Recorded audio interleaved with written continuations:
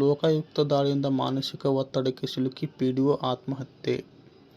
ಲೋಕಾಯುಕ್ತ ದಾಳಿಯ ಬಳಿಕ ಉಂಟಾದ ಮಾನಸಿಕ ಒತ್ತಡಕ್ಕೆ ಸಿಲುಕಿ ಪಂಚಾಯತ್ ಅಭಿವೃದ್ಧಿ ಅಧಿಕಾರಿ ಪಿಡಿಒ ಆತ್ಮಹತ್ಯೆ ಮಾಡಿಕೊಂಡಿರುವ ಘಟನೆ ಗದಗ ಜಿಲ್ಲೆಯ ರೋಣ ಪಟ್ಟಣದಲ್ಲಿ ನಡೆದಿದೆ.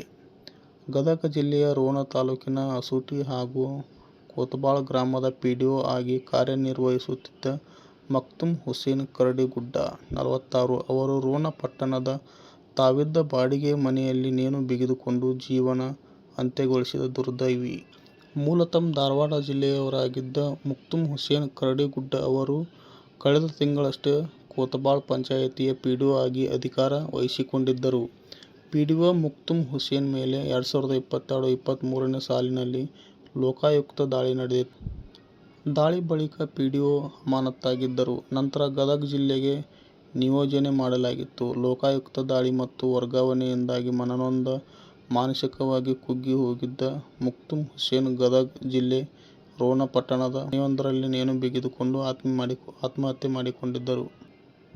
ಗದಗ ಜಿಲ್ಲೆ ರೋಣ ಪಟ್ಟಣದ ಮನೆಯೊಂದರಲ್ಲಿ ನೇಣು ಬಿಗಿದುಕೊಂಡು ಆತ್ಮಹತ್ಯೆ ಮಕ್ತುಮ್ ಹುಸೇನ್ ಕಳೆದ ಮಂಗಳವಾರ ರಾತ್ರಿ ತಾವಿದ್ದ ಬಾಡಿಗೆ ಮನೆಯಲ್ಲಿ ಆತ್ಮಹತ್ಯೆ ಮಾಡಿಕೊಂಡಿದ್ದಾರೆಂದು ಶಂಕಿಸಲಾಗಿದೆ. ಸತತ 2 ದಿನಗಳಿಂದ ಇವರು ಪತ್ನಿಯ ಕರೆಗೆ ಸ್ಪಂದಿಸಿರಲಿಲ್ಲ.